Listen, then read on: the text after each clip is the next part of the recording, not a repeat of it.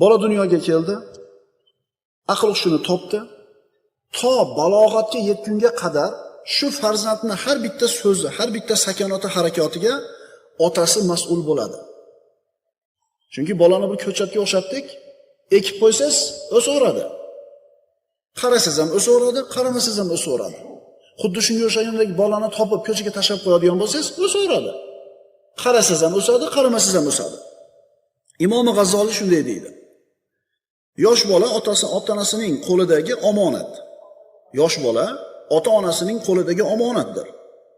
Uning qalbi pokiza gavhar kabi bo'ladi.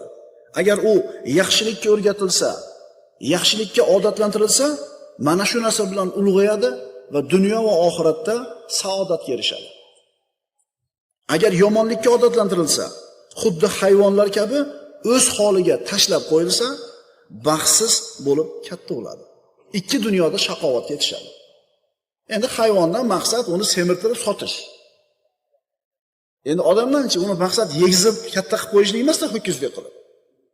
Ota-ona yeyishiga, ichishiga, kiyimiga qanchalik e'tibor berayotgan bo'lsa, taqqoslab qarasangiz, tarbiyasiga e'tibor berayotganligini